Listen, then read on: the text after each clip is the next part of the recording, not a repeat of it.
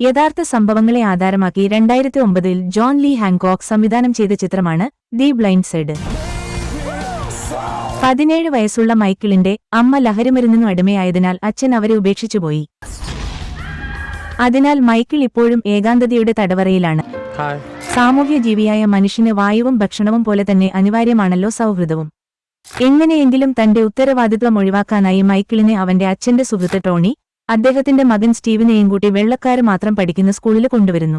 അവന്റെ കായികമായ കഴിവുകളിൽ ആകൃഷ്ടനായ സ്കൂളിലെ സ്പോർട്സ് അധ്യാപകയെ മൈക്കിളിന് അവിടെ പ്രവേശനം കൊടുക്കുന്നു. എന്നാൽ കൂടുതൽ ഉയരവും വണ്ണവുമുള്ള മൈക്കിളിനെ എല്ലാവരും തമാശയായി ബിഗ് മൈക്ക് എന്നാണ് വിളിച്ചിരുന്നത്. നിറത്തിന്റെ പേരിൽ മാത്രമല്ല, ബുദ്ധിയുടെയും അറിവിന്റെയും അഭാവം കൊണ്ടും മൈക്കിൾ അവിടെ ഒറ്റപ്പെടുന്നു. ഈ സാഹചര്യത്തിലാണ് അവനു കൂട്ടായി എസ്.ജെ എന്ന് വിളിക്കുന്ന ഒരു കുഞ്ഞു ബാലൻ വരുന്നത്. ഒരു ദിവസം എസ്.ജെ മൈക്കുമായി കളിച്ചുകൊണ്ടിരിക്കുമ്പോൾ എസ്.ജെയുടെ അമ്മ മൈക്കിനെ കാണുകയും അതാരാണെന്ന് തിരക്കുകയും ചെയ്യുന്നുണ്ട്. അത് തന്റെ ഫ്രണ്ട് മൈക്കാണെന്നു എസ്.ജെ മറുപടി പറയുകയും ചെയ്യുന്നു. അങ്ങനെയിരിക്കെ തണുപ്പുള്ള ഒരു രാത്രിയിലെ എങ്ങും പോകാനില്ലാതെ വഴിയിൽ നിൽക്കുന്ന മൈക്കിളിനെ കാണുന്ന എസ്.ജെയുടെ അമ്മ അവനെ സ്വന്തം വീട്ടിലേക്ക് കൂട്ടിക്കൊണ്ടുപോകുന്നു.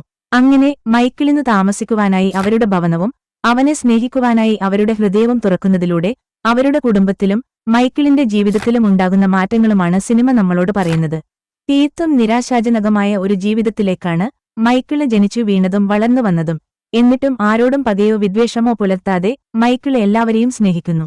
അവനു ചുറ്റും തെറ്റുകളുടെ ഒരു ലോകം വളരുമ്പോഴും അവയെല്ലാം ഒഴിവാക്കി നന്മ തേടി പോകുന്ന മൈക്കിള് നമുക്കെല്ലാവർക്കും മാതൃകയാണ്. നന്മയുള്ള സൗഹൃദങ്ങളെ എങ്ങനെ ജീവിതത്തെ രൂപാന്തരപ്പെടുത്തുന്നു എന്നതിന് ഉത്തമ സാക്ഷ്യമാണ് ദ ബ്ലൈൻഡ് സൈഡ് എന്ന ചിത്രം.